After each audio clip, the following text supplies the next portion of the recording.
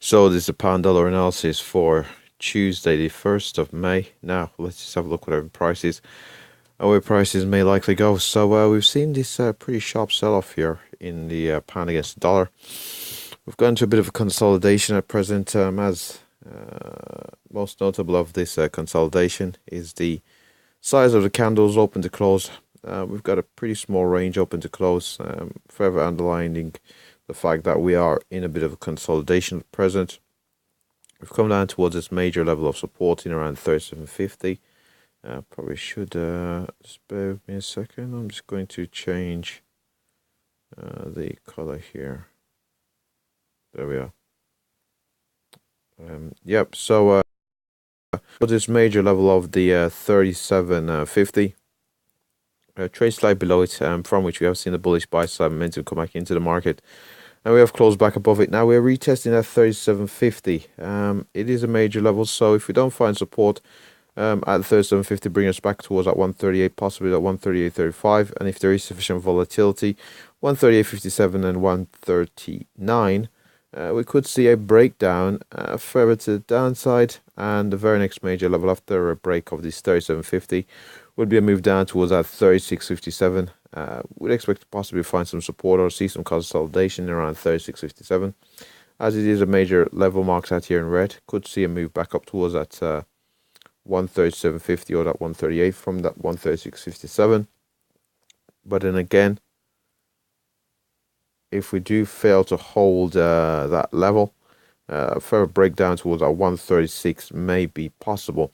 Now it would require quite a bit of volatility to get down there, probably some kind of catalyst.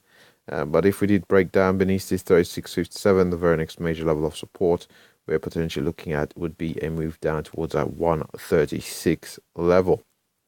We've mentioned levels to the upside of note also. So what we'll do now is we'll have a look here briefly at the daily chart to see how prices are developing, and get scale on here correct. So as we can see, we've had a pretty sharp sell-off after having a bit of a double top here in around that 143.43 level. Trade slightly above it, made slightly higher highs. We've seen a very strong sell-off, as can be this strong sell-off.